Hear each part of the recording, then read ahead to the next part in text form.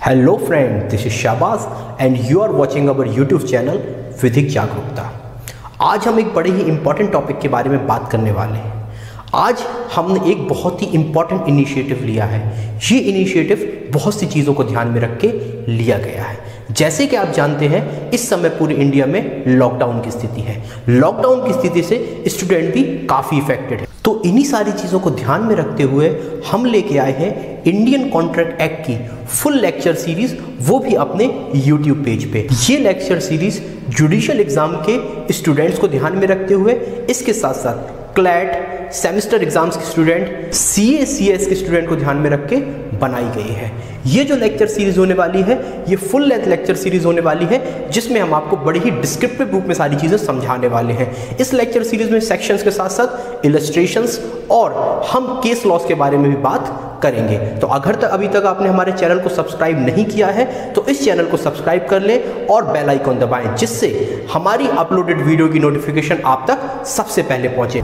तो चलिए चालू करते हैं अपने लेक्चर सीरीज का पहला लेक्चर। और आज का जो टॉपिक है, इसको आप व्हाइट बोर्ड पर देख सकते हैं। आज हम जिस टॉपिक के बारे में बात करने वाले हैं लेक्चर सीरीज में, वो है history of Indian contract act. इसका नेचर क्या होता है, ये किस पर्पस से लाया गया, और वो कौन कौन से ऐसे बेसिक प्रिंसिपल्स हैं जिन पर ये एक्ट काम करता है। तो सबसे पहले हम देखते हैं इंडियन कॉन्ट्रैक्ट एक्ट 1872 की हिस्ट्री के बारे में। तो सबसे पहले भारत में जो सिस्टम चलता था व्यापार के लिए, वो था आपका बार्टर सिस्टम। बार्टर सिस्टम क्या था? यहाँ पे दो प्रकार के व्यक्ति होते थे, ए और बी।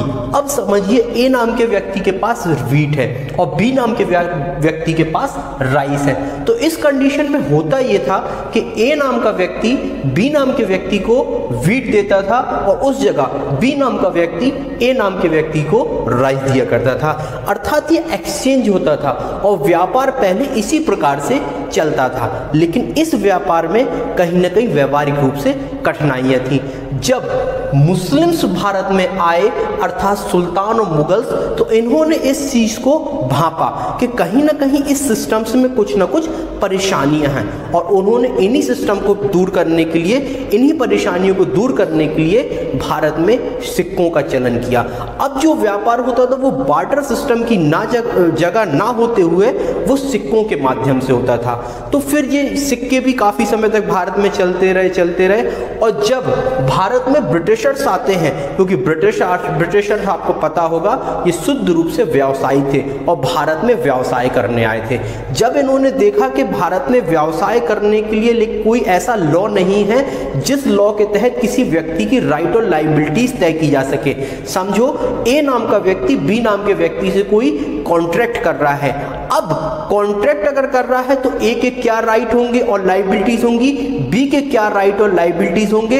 अगर कोई व्यक्ति कॉन्ट्रैक्ट के तहत अपनी प्रॉमिस को नहीं निभा रहा है, जो उसने वचन दिया था, तो उस व्यक्ति के ऊपर क्या क्या कार्रवाई हो सकती है और दूसरे व्यक्ति के ऊपर क्या क्या रेमेडीज मिल सकती हैं। इस प्रकार का कोई भी लॉ भारत में नहीं था। तो अंग्रेजों ने क्या किया?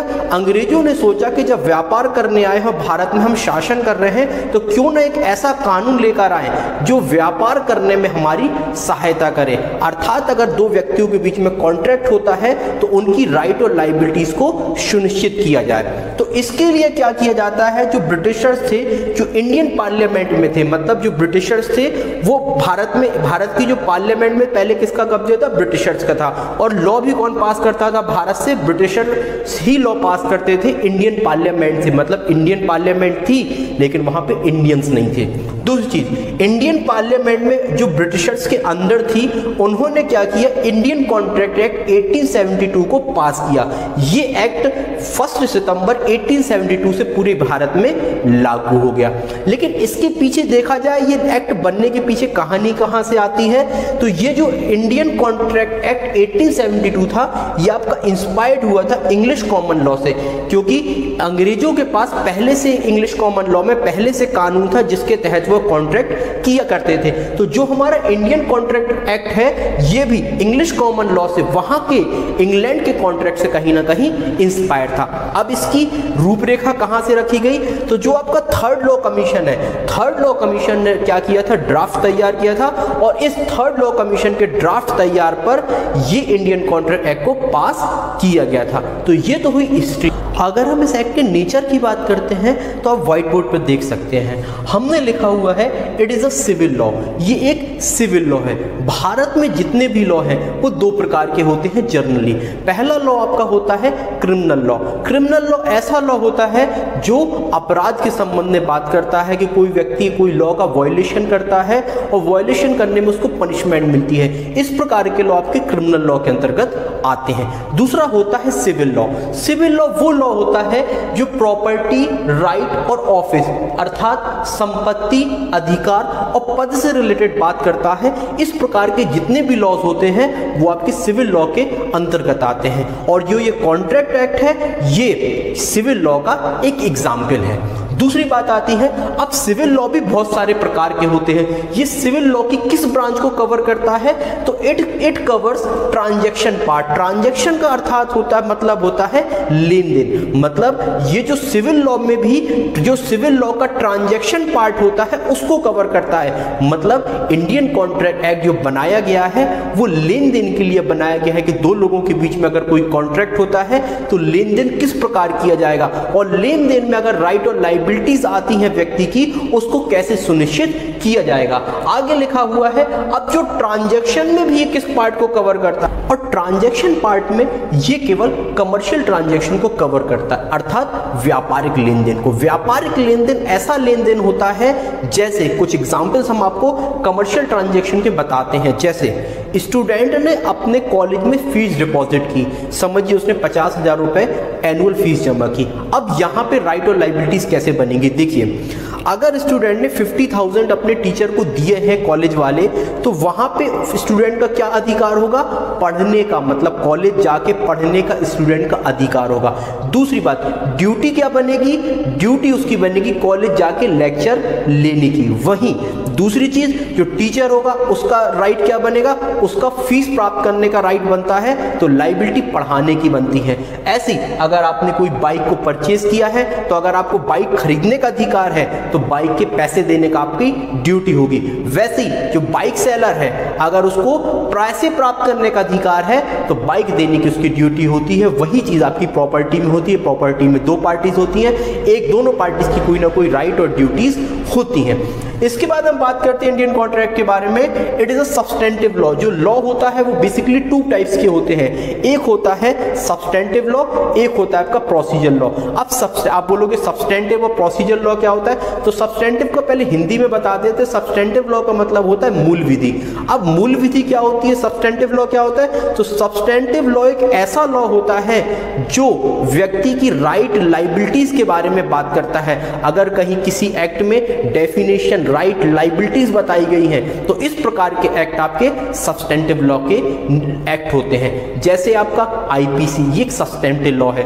अब दूसरा लॉ होता है एक प्रोसीजर लॉ होता है। तो प्रोसीजर लॉ वो लॉ होता है जो सब्सटेंटिव एक्ट को लागू करने की प्रोसेस बताता है। तो जो इंडियन कॉन्ट्रैक्ट एक्ट है ये एक सब्सटेंटिव लॉ है क्योंकि ये व्यक्ति की राइट लायबिलिटीज और नेचर और पनिशमेंट वगैरह ये सारी चीजें बताता है।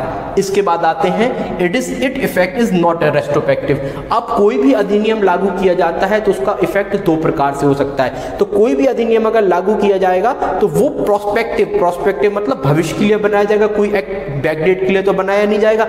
लेकिन क्या होता है, जो आपके प्रोसीजरल लॉ होते हैं, प्रोसीजर लॉ को हम बैक डेट से लागू कर सकते हैं, लेकिन सब्सटेंटिव लॉ को हम कभी भी बैक डेट से लागू नहीं करते। इसीलिए हमने बोला गया है इसका इफेक्ट रेट्रोस्पेक्टिव नहीं होता है, मतलब ये भूतलक्षी प्रभाव से इसको लागू नहीं किया जा सकता। लेकिन अगर कोई प्रोसीजर लॉ होता तो प्रोसीजर लॉ को हम बैक डेट से लागू कर सकते हैं। और आखिरी बात आती, it is not in exhaustive in nature. ये एग्जॉस्टिव नहीं है। एग्जॉस्टिव का मतलब होता है ये संपूर्ण नहीं है, अर्थात ये एक्ट आपका Indian contract act commercial transaction के संबंध में पूरा नहीं है। इसके बाहर भी बहुत सारे एक्ट हैं जो कमर्शियल ट्रांजैक्शंस के बारे में बात करते हैं। जैसे आप good sales of good act पढ़ सकते हैं, आप पार्टनरशिप एक्ट पढ़ सकते हैं, और भी बहुत सारे एक्ट हैं जो कहीं ना कहीं कमर्शियल ट्रांजैक्शंस की बात करते हैं और इंडियन कॉन्ट्रैक्ट एक्ट के अंतर्गत नहीं आते हैं। तो ये बेसिकली इसका नेचर हुआ। इंडियन कॉन्ट्रैक्ट एक्ट की हिस्ट्री और इसका नेचर जानने के बाद जो तीसरी चीज़ के बारे में हम बात करने वाले हैं वो है इसका पर्पस। क्योंकि आपको पता होगा हर एक्ट को लाने का कोई ना कोई पर्पस होता है। अगर लेजिस्लेटिव ने कोई एक्ट पास किया है तो उसके पीछे उसका कोई ना कोई पर्पस होगा। तो आज हम समझने वाले हैं कि इंडियन कॉन्ट्रैक्ट एक्ट को लाने का पर्पस क्या था। तो सबसे पहला जो पर्पस था वो इंडियन कॉन्ट्रैक्ट को लाने के पीछे था to fulfil the expectation created by respective promises of the parties. अर्थात अगर कोई कॉन्ट्रैक्ट किया गया है तो उस कॉन्ट्रैक्ट में क्या किया जाएगा, दोनों पार्टीज एक दूसरे से प्रॉमिस करेंगी। अब प्रॉमिस करेंगी तो उन्हीं प्रॉमिसेस को पूरा कराना ये इंडियन कॉन्ट्रैक्ट एक्ट का एक मुख्य उद्देश्य है। अब जैसे समझिए ए नाम के व्यक्ति ने बी नाम के व्यक्ति से एक कॉन्ट्रैक्ट किया। अगर ए नाम का व्यक्ति बी नाम के व्यक्ति से कोई कॉन्ट्रैक्ट कर रहा है, चलिए इसको यहां पर देखते हैं। ए नाम का व्यक्ति अगर क्या कर रहा है, बी नाम के व्यक्ति से कॉन्ट्रैक्ट करना है। ए क्या कॉन्ट्रैक्ट किया, ए ने कॉन्ट्रैक्ट किया कि हम आपसे ट्यूशन लेंगे। ये ट्यूशन का कॉन्ट्रैक्ट किया, ये एक स्टूडेंट है। चलिए अपन स्टूडेंट की बात करते हैं। स्टूडेंट ने क्या एक कॉन्ट्रैक्ट किया टीचर से कि हम आपको मंथली कितना पैसा देंगे, मंथली 5000 रुपीज देंगे और आप हमें क्या दोगे, एक लेक्चर दोगे। ठीक है, आप हमें रोज आके पढ़ाओगे। तो यहां पे 5000 रुपए देने का वचन किसने किया, ए द्वारा। और दूसरा प्रॉमिस किसके द्वारा किया गया, टीचर के द्वारा। टीचर ने क्या किया कि हाँ आप हमें अगर 5000 दोगे तो हम आपको रोज 2 घंटे आपके घर पर आके पढ़ाएंगे। तो अब देखिए यहाँ पे दोनों ने एक वचन दिया। ए का वचन क्या था, 5000 रुपए देने का। वहीं जो टीचर है बी, उसका वचन क्या है, हम तुम्हें रोज रेगुलर घर पर आके 2 घंटे पढ़ाएंगे। अब इन कंडीशन में अगर कोई पार्टी अपने वचन को नहीं निभाती, ये 5000 रुपए नहीं देता या ये 5000 रुपए लेने के बाद घर पर नहीं आता, तो अब हो क्या रहा है, जो वचन दिए गए थे एक दूसरे को, इन वचनों का पालन नहीं हो रहा। तो कॉन्ट्रैक्ट क्या हो रहा है, ब्रीच हो रहा है, कॉन्ट्रैक्ट खत्म हो रहा है। अब अगर कॉन्ट्रैक्ट ब्रीच हो रहा है तो जो व्यक्ति कॉन्ट्रैक्ट को ब्रीच कर रहा है उसको कुछ ना कुछ पनिशमेंट मिलनी चाहिए। अब यहां पे पनिशमेंट आईपीसी के हिसाब से नहीं मिलेगी, दूसरी प्रकार से पनिशमेंट उसको दी जाएगी, उससे कंपनसेशन वगैरह उसको लिया जाएगा। दूसरा, जो व्यक्ति के साथ ऐसा किया जा रहा है, समझो टीचर को पैसे नहीं दिए जा रहे पढ़ाने के बाद भी, अब टीचर यहां क्या कर सकता है, इसके ऊपर एक सूट ला सकता है ए नाम के व्यक्ति के ऊपर, और जो उसने मेहनत की थी उसको वो प्राप्त कर सकता है। क्यों, क्योंकि ए नाम के व्यक्ति ने उससे 5000 रुपए देने का वचन किया था। तो अब वचन को लागू कराने के लिए ये सूट ला सकता है। ये मेनली क्या हुआ है, ये प्रोमिसेस को लागू कराने के लिए ये एक्ट लाया गया है। और दूसरी हम बात करें इस एक्ट के नेचर की या एक्ट के पर्पस की बात करते हैं, तो enforcement of contractual right and obligation. अगर कोई संविदा होती है तो संविदा के तहत दोनों पक्षकारों को कुछ अधिकार और दायित्व मिलते हैं। हमने इसके बारे में पहले भी बात किया था। जो इंडियन कॉन्ट्रैक्ट एक्ट है, अगर 2 व्यक्ति कॉन्ट्रैक्ट कर रहे हैं तो अगर देखिए कहीं भी कॉन्ट्रैक्ट होगा तो राइट और लाइबिलिटीज मिलेंगी। एक का अधिकार बी की लाइबिलिटीज बनेगी और बी का राइट ए की लाइबिलिटीज बनेगी। सीधा सीधा है, आपको पता होगा जैसे अपन ने कॉन्स्टिट्यूशन पढ़ा है फंडामेंटल ड्यूटीज, तो फंडामेंटल ड्यूटीज किसकी हैं, वो नागरिकों की हैं। तो वो अधिकार किसका हो गया, वो राज्य का। और जहां पे फंडामेंटल राइट्स हम आए हैं, हमें जो फंडामेंटल राइट्स मिले, तो फंडामेंटल राइट्स किसको मिले हैं, ए पर्सन्स को, तो वो ड्यूटी किसकी होती है, स्टेट की। तो एक पर्सन का राइट दूसरे पर्सन की ड्यूटी होती है। तो ये इंडियन कॉन्ट्रैक्ट एक्ट एनफोर्स करता है जो कॉन्ट्रेक्चुअल राइट्स होते हैं, संविधात्मक अधिकार होते हैं और जो बाध्यताएं, इनको ये लागू कराता है। और अगर कोई व्यक्ति इनको लागू करने से मना करता है या वो अपने अधिकार और बाध्यताओं को नहीं मानता है तो फिर उसके लिए इस कॉन्ट्रैक्ट एक्ट के तहत कुछ न कुछ रेमेडीज दी जाती हैं दूसरी पार्टी को। अब हम आज के टॉपिक की सबसे इंपॉर्टेंट बात करने वाले हैं, वो है वो बेसिक प्रिंसिपल जिस पर इंडियन कॉन्ट्रैक्ट एक्ट लाइज करता है। अब ये वो बेसिक प्रिंसिपल्स हैं, अगर इन बेसिक प्रिंसिपल्स का पालन करते हैं तो कोई कॉन्ट्रैक्ट वैलिड होता है, और अगर किसी इनमें से किसी भी ऐसे प्रिंसिपल्स का पालन नहीं किया जाता तो वह कॉन्ट्रैक्ट वॉइड या वॉइडेबल हो जाता है। तो अब हमें वही देखना है कि कौन कौन से ऐसे बेसिक प्रिंसिपल्स हैं जिन पे आपका इंडियन कॉन्ट्रैक्ट एक्ट लाई करता है। तो जैसे आप देख सकते हैं, पहला प्रिंसिपल है देयर मस्ट बी 2 और मोर पार्टीज। अर्थात अगर कोई कॉन्ट्रैक्ट किया जाता है तो कॉन्ट्रैक्ट कभी किसी एक व्यक्ति द्वारा नहीं किया जा सकता। कॉन्ट्रैक्ट में कम से कम 2 या 2 से अधिक पार्टीज होनी ही चाहिए। और अगर कोई एक व्यक्ति अगर कॉन्ट्रैक्ट करता है तो इन कंडीशंस में कॉन्ट्रैक्ट आपका वॉइड हो जाएगा। क्योंकि हम बार बार आपको बता रहे हैं कि अगर ये प्रिंसिपल्स में से कोई भी प्रिंसिपल्स का पालन नहीं किया जाएगा तो आपका कॉन्ट्रैक्ट वैलिड नहीं रहेगा। इसके बाद हम दूसरे प्रिंसिपल की बात करते हैं। दूसरा प्रिंसिपल बोलता है कि अगर कोई कॉन्ट्रैक्ट के सबसे पहले शुरुआत क्या होती है, ऑफर द्वारा। कॉन्ट्रैक्ट स्टार्ट कैसे करता है, कोई व्यक्ति ऑफर करता है, प्रस्ताव करता है।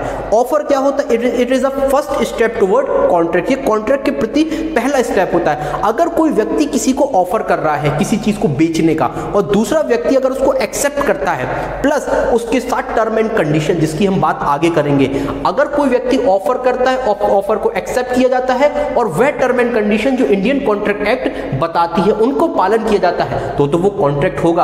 अगर किसी व्यक्ति ने ऑफर ही नहीं किया या किसी व्यक्ति ने ऑफर किया उसको एक्सेप्ट ही नहीं किया गया, कॉन्ट्रैक्ट कभी बन ही नहीं सकता, कॉन्ट्रैक्ट इनिशियली आपका वॉइड माना जाएगा। इसके बाद हम बात करते हैं right of third party not recognised, मतलब प्रिविटी ऑफ कॉन्ट्रैक्ट। इसका मतलब होता है अगर कॉन्ट्रैक्ट जिन व्यक्तियों के बीच में किया गया है उन्हीं व्यक्ति को राइट्स मिलेंगे, अर्थात कोई तीसरा व्यक्ति वहां पर आकर कोई राइट वगैरह क्लेम नहीं कर सकता और तीसरे व्यक्ति का वहां पे कोई राइट्स नहीं बनते, क्योंकि ये कॉन्ट्रैक्ट एक्ट बात करता है contractual rights are right in personam. Right in personam का मतलब होता है जो व्यक्ति कॉन्ट्रैक्ट का हिस्सा है उन्हीं को सारे अधिकार मिलेंगे, और अगर कोई व्यक्ति कोई अधिकार या बाध्यता उनके विरुद्ध में चाहता है तो ये कौन व्यक्ति को प्राप्त होगा, ये उसी व्यक्ति को प्राप्त होगा जो कॉन्ट्रैक्ट का हिस्सा है। समझिए कॉन्ट्रैक्ट ए और बी के बीच में हुआ, सी नाम का व्यक्ति ए ना इनके व्यक्ति के ऊपर कॉन्ट्रैक्ट के ब्रीच के लिए वाद लेके आता है। अब बात होती है कि भैया कॉन्ट्रैक्ट जब ए और बी के बीच में हुआ तो ये सी कहां से आ गया। सी कहता है कि नहीं वो तो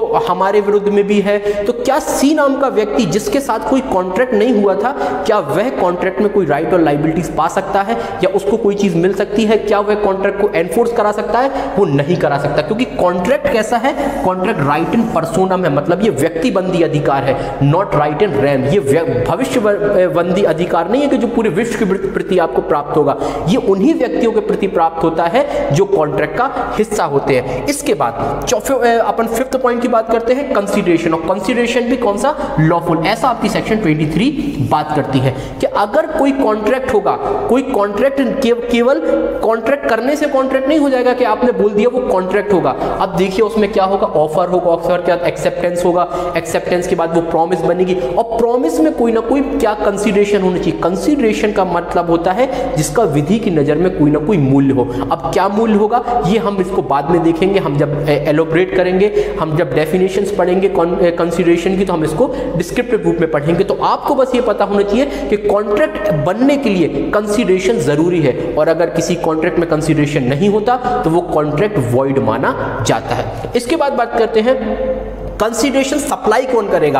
आप समझिए ए और बीच के बीच में कॉन्ट्रैक्ट हुआ, तो ये तो हमने पहले बात करी कि अगर ए और बीच के बीच में बी के बीच में कॉन्ट्रैक्ट हुआ तो कोई तीसरा व्यक्ति आकर उसको एनफोर्स नहीं करा सकता उस कॉन्ट्रैक्ट को। लेकिन जो कंसीडरेशन की बात हुई, समझो हमारी आपसे बात हुई, ए के नाम के व्यक्ति ने बी नाम के व्यक्ति से कॉन्ट्रैक्ट किया, वो टीचर वाला अपन एग्जाम्पल फिर उठा लेते हैं कि ए ने बोला था कि आप हमें पढ़ाएंगे, हम आपको 5,000 रुपए देंगे। चलिए ये कॉन्ट्रैक्ट हो गया ए और बी के बीच में। अब जो ए के फादर आके 5,000 रुपए देते हैं, तो क्या ए के फादर वो 5,000 रुपए ए के साइड से दे सकते हैं? तो बिल्कुल, जो प्रिविटी ऑफ कंसीडरेशन है वो भारत में लागू नहीं होती है, अर्थात कोई भी व्यक्ति कंसीडरेशन दे सकता है। लेकिन इंग्लैंड की स्थिति थोड़ी अलग है। इंग्लैंड में जो प्रोमिसर होगा, जो व्यक्ति ए और बी होंगे वही केवल कंसीडरेशन देंगे, लेकिन भारत में स्थिति थोड़ी अलग है। भारत में कोई भी व्यक्ति, एनी पर्सन, आप डेफिनेशन को पढ़ोगे 2D में तो वहां बोलता है कोई भी व्यक्ति भारत में कंसीडरेशन दे सकता है। अब 7th पॉइंट देखते हैं। 7th पॉइंट बोलता है a proposer cannot impose an obligation to accept upon proposing, अर्थात जो व्यक्ति ऑफर कर रहा है उसी को हम प्रपोजल बोलते हैं। अगर कोई व्यक्ति किसी को ऑफर कर रहा है तो क्या वो जिस व्यक्ति को ऑफर कर रहा है उस व्यक्ति को उस ऑफर को एक्सेप्ट करने के लिए उसके ऊपर कोई बाध्यताएं डाल सकता है? ऐसा नहीं हो सकता। हम एग्जाम्पल के तौर पे आपको बताना चाहेंगे, जैसे हमने आपको एक ऑफर किया कि हम आपको 5,000 रुपए महीने लेके पढ़ाना चाहते हैं, तो ये हमारे साइड से ऑफर हो गया। क्या इस ऑफर को एक्सेप्ट करने के लिए हम आपके ऊपर कोई बाध्यताएं डाल सकते हैं? हम आपके ऊपर कोई बाध्यताएं नहीं डाल सकते। और अगर हम कोई इस प्रकार की बाध्यताएं डालते हैं तो ये इंडियन कॉन्ट्रैक्ट एक्ट के प्रिंसिपल्स के अगेंस्ट होगा और आपका कॉन्ट्रैक्ट वॉइड या वॉइडेबल हो सकता है। इसके बाद हम 8 पॉइंट की बात करते हैं। 8 पॉइंट बोलता है both party must fulfil their respective promises, अर्थात अगर दोनों पार्टी ने एक दूसरे से प्रॉमिस किया है, हमने आपको पहले ही बताया था पार्टीज कॉन्ट्रैक्ट में क्या करती है, प्रॉमिसेस करती हैं। अगर दोनों पार्टी ने एक दूसरे से प्रॉमिसेस की हैं तो उन पार्टीज को उन प्रॉमिसेस को फुलफिल करना पड़ेगा, या फुलफिल करने की उनके द्वारा इस प्रकार की इच्छा जाहिर की जाएगी कि वह उस कॉन्ट्रैक्ट को फुलफिल करना चाहती हैं। अगर उनको फुलफिल नहीं करती है या फुलफिल करने की उनके पास इच्छा नहीं है तो वह कॉन्ट्रैक्ट वैलिड नहीं नहीं होगा। इसके बाद हम बात करते हैं 9th एक पॉइंट की, जो आपकी प्रिंसिपल की बात करता है, intention to create legal relationship. ये बहुत ही इंपॉर्टेंट पॉइंट है कि अगर कोई कॉन्ट्रैक्ट कर रहा है तो कॉन्ट्रैक्ट करने के लिए उसके लिए इंटेंशन होनी चाहिए लीगल रिलेशनशिप क्रिएट करने की। अर्थात देखिए, कॉन्ट्रैक्ट किया जाता है, आप कॉन्ट्रैक्ट नॉर्मल भी हो सकता है, एक सोशल रिलेशन भी क्रिएट करने का इंटेंशन हो सकता है, एक लीगल रिलेशनशिप का। एग्जाम्पल के थ्रू हम आपको बताएंगे, समझिए। आपके पिताजी ने आपसे कहा कि अगर आप 12th में अच्छे नंबर पाओगे तो हम आपको एक बाइक दिला देंगे। आपने बहुत पढ़ाई की और 12th में आप 90% नंबर पाते हैं। 90% नंबर पाने के बाद आप पिताजी के पास जाते हैं और आप बोलते हैं कि आपने हमसे वादा किया था, आपने एक प्रॉमिस की थी कि अगर आप 90% मार्क्स लेके आओगे तो हम आपको बाइक दिलाएंगे। पिताजी कहते हैं वो तो मैंने ऐसी मजाक में बोल दिया था जिससे तुम पढ़ो। तो क्या इस कंडीशन में आप अपने पिताजी के विरुद्ध वादे लेके आ सकते हो, सूट कर सकते हो इस बात को लेके कि पिताजी ने जो वादा किया था या पिताजी ने जो प्रॉमिस की थी उस प्रॉमिस को ब्रीच कर रहे हैं? तो आप ऐसा नहीं कर सकते। बहुत से लोग बोल रहे होंगे ऐसा क्यों नहीं कर सकते जब पिताजी ने प्रॉमिस किया था? तो देखिए, यहां पे जो आपका इंटेंशन था वो लीगल रिलेशनशिप को क्रिएट करने का नहीं था, वो सोशल रिलेशनशिप क्रिएट करने का था। अगर यहां पे आपका इंटेंशन लीगल रिलेशनशिप को क्रिएट करने का होता पिताजी का, तो आप क्या करते? उसको फॉर्मेलिटीज करते, आप उसको स्टाम्प में लिखवाते, ये सारी चीजें करते। यहां से समझ में आता है कि इंटेंशन लीगल रिलेशनशिप को क्रिएट करने का था। और अगर लीगल रिलेशनशिप करने का इंटेंशन होता तो आप उनके विरुद्ध वाद ला सकते थे, लेकिन अगर लीगल रिलेशनशिप करने का क्रिएट करने का इंटेंशन नहीं था तो आप उनके विरुद्ध वाद नहीं ला सकते। बेल्फोर बनाम बेल्फोर का केस अगर आप पढ़ोगे तो इसके लिए बहुत अच्छा एग्जाम्पल है। इन चीजों को हम जब आगे पढ़ेंगे तो आपको बहुत ही डिस्क्रिप्टिव रूप से इसको बताने वाले हैं। इसके बाद कंसेंट होनी चाहिए व्यक्ति की। जब हम जैसे दो पार्टीज है, दोनों की कंसेंट होनी चाहिए। और कंसेंट भी कैसी होनी चाहिए? फ्रीली होनी चाहिए। कंसेंसस एड आइटम, केवल कंसेंट की बात नहीं की गई है, कंसेंट भी फ्रीली होनी चाहिए। जैसे समझिए, हमने बोला हम आपको 10 रुपए में ये पेन बेचना चाहते हैं, तो आपने कहा कि ठीक है हम खरीद लेंगे। तो ये तो क्या हो गई? कंसेंट हो गई। अब बोलोगे कंसेंट और फ्री कंसेंट में क्या अंतर है? अब कंसेंट केवल ये देखा जाता है हाँ या ना, ये तो कंसेंट होती है कि व्यक्ति ने हाँ बोल दिया। लेकिन इस हाँ के पीछे क्या कोई फ्रॉड तो नहीं था? क्या व्यक्ति के साथ कोई दुर्व्यवहार तो नहीं किया गया था? मिसरिप्रेजेंटेशन तो नहीं किया गया था? क्या व्यक्ति के साथ कोई कोरोजन तो नहीं किया गया था? उसे डराया धमकाया तो नहीं किया था? हमने पीछे आपसे बोला था कि अगर तुम ये पेन नहीं खरीदोगे तो हम आपको क्या कर देंगे? आपकी मानहानि कर देंगे। हमने बोला था अगर आप ये पेन नहीं करोगे तो खरीदोगे हम आपको गोली मार देंगे। आपने डर के मारे खरीद लिया। हमने आपसे बोला था कि ये पेन है, ये वही पेन है जो बहुत बड़े महान लेखक ने यूज किया था। इस प्रकार के हमने आपको फ्रॉड कर लिया, लेकिन जो चीजें हमने बताई थी झूठी थी। तो यहां पे क्या होता है? केवल कंसेंट से मतलब नहीं होता। कंसेंट तो हो सकती है, किसी भी प्रकार से ली जा सकती है, लेकिन फ्री कंसेंट से मतलब होता है। और अगर फ्री व्यक्ति की कंसेंट नहीं ली जाती है तो जिस व्यक्ति की फ्री कंसेंट नहीं ली गई थी वह कॉन्ट्रैक्ट को वॉइडेबल करा सकता है। इसके बाद आती है कैपेसिटी टू डू कॉन्ट्रैक्ट। सबसे इंपॉर्टेंट चीज यही होती है, बेसिक प्रिंसिपल। अब जिस व्यक्ति के साथ कॉन्ट्रैक्ट किया जा रहा है उसकी कॉन्ट्रैक्ट करने की कैपेसिटी है या नहीं है। सेक्शन 11 और 12 इसके बारे में बात करती है, जिसके बारे में हम बाद में पढ़ेंगे डिस्क्रिप्टिव रूप से। अब कॉन्ट्रैक्ट करने की कैपेसिटी कैसे पता चलती है? तो कॉन्ट्रैक्ट करने की कैपेसिटी पता चलती है तो ये सेक्शन 11-12 बोलती है कि जो व्यक्ति मेजर है, मेजर अर्थात इंडियन मेजॉरिटी एक्ट के तहत मेजर है, उसमें बोला गया है कि जिस व्यक्ति की उम्र 18 वर्ष से ज्यादा होगी वह व्यक्ति मेजर माना जाएगा। प्लस जो व्यक्ति साउंड माइंड है, मतलब जो व्यक्ति पागल नहीं है, जो व्यक्ति कॉन्ट्रैक्ट कर सकता है, कॉन्ट्रैक्ट को नेचर को समझता है, वो व्यक्ति साउंड माइंड माना जाता है। तो वो व्यक्ति भी कॉन्ट्रैक्ट कर सकता है। और ऐसा हर व्यक्ति कॉन्ट्रैक्ट कर सकता है जिसे लॉ ने डिस्क्वालीफाइड नहीं किया है। अगर व्यक्ति के साथ ये तीन चीजें हैं तो वो है कॉन्ट्रैक्ट करने के लिए केपेबल माना जाएगा। तो ये कैपेसिटी होती है। इसके बाद इसीलिए हम बोलते हैं कि जो माइनर के साथ कॉन्ट्रैक्ट किया जाता है वो वॉइड होता है। क्यों? क्योंकि वो माइनर को क्या माना गया है? कॉन्ट्रैक्ट करने के लिए केपेबल नहीं माना गया है। इसके बाद हम बात करते हैं सेक्शन 23 की, लॉफुल ऑब्जेक्ट ऑफ कंसीडरेशन होना चाहिए। जिस चीज को लेकर आप कॉन्ट्रैक्ट कर रहे हो वो कॉन्ट्रैक्ट का ऑब्जेक्ट आपका कैसा होना चाहिए? लॉफुल होना चाहिए। इसके साथ साथ जो कंसीडरेशन व्यक्तियों को दिया जा रहा है एक दूसरे के द्वारा वो भी लॉफुल होना चाहिए। अब आप गांजा को बेचने का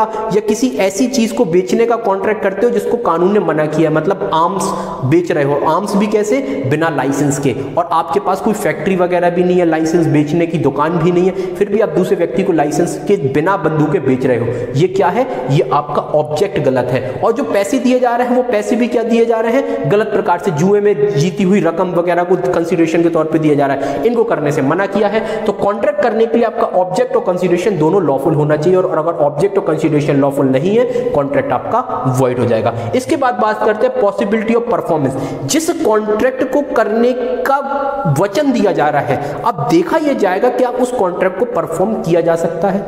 जैसे हमने आपसे कॉन्ट्रैक्ट किया कि अगर आप 1 घंटे में 1000 मील दौड़ जाओगे, दौड़ के पूरा कर लोगे, हम आपको 1 लाख रुपए देंगे। क्या यह पॉसिबल है कि कोई व्यक्ति अपने पैरों से 1 घंटे में 1000 मील तक दौड़ जाए? नहीं है। हमने बोला कि आप एक्स नाम की लड़की से अगर शादी करोगे, हम आपको 5 लाख रुपए देंगे, लेकिन जिस एक्स नाम की लड़की की शादी के बारे में बात की जा रही थी, वो शादी की डेट के पहले मर चुकी थी, अर्थात कॉन्ट्रैक्ट की डेट के पहले ही मर चुकी थी। तो क्या वहां पे उस मरी हुई व्यक्ति के साथ शादी होना पॉसिबल था? नहीं था। तो यहां जो पॉसिबिलिटी है कॉन्ट्रैक्ट करने की, वो है ही नहीं है। तो अगर कॉन्ट्रैक्ट करने की पॉसिबिलिटी ही नहीं है, या कॉन्ट्रैक्ट के परफॉर्मेंस की पॉसिबिलिटी नहीं है, इस वजह से भी कॉन्ट्रैक्ट वॉइड माना जाता है।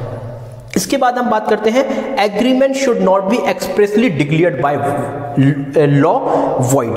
अगर उस एग्रीमेंट को लॉ ने डिक्लेयर किया है वॉइड द्वारा, इसके लिए आप सेक्शन 24 से लेकर सेक्शन 30 देख सकते हैं। सेक्शन 24 से 30 में कुछ ऐसे प्रोविजंस बताए गए हैं जिनको करने से लॉ ने मना किया है। अगर किसी कॉन्ट्रैक्ट को करने से लॉ ने ही मना किया है, डिक्लेयर कर दिया उसको वॉइड, और फिर भी आप उस कॉन्ट्रैक्ट को करते हो, तो वो कॉन्ट्रैक्ट वॉइड माना जाएगा। और ये जनरल प्रिंसिपल्स है कि अगर आप इन चीजों को लेकर कोई कॉन्ट्रैक्ट करते हो, तो वो कॉन्ट्रैक्ट किसी भी प्रकार से सही नहीं होगा।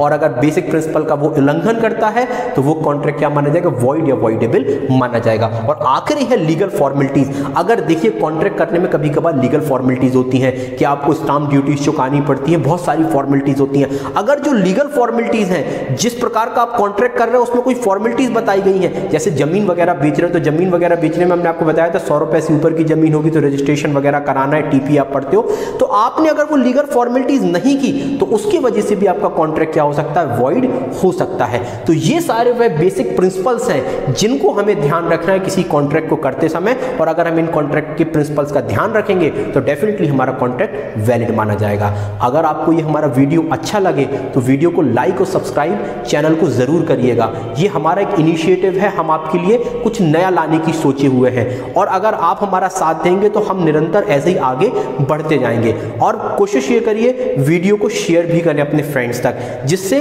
उनको भी जो बेनिफिट ये मिल पाए। तो thank you for watching. Video को लाइक करें, चैनल को सब्सक्राइब करें। हम ऐसी इंफॉर्मेटिव वीडियो आपके लिए समय समय पर लाते रहेंगे।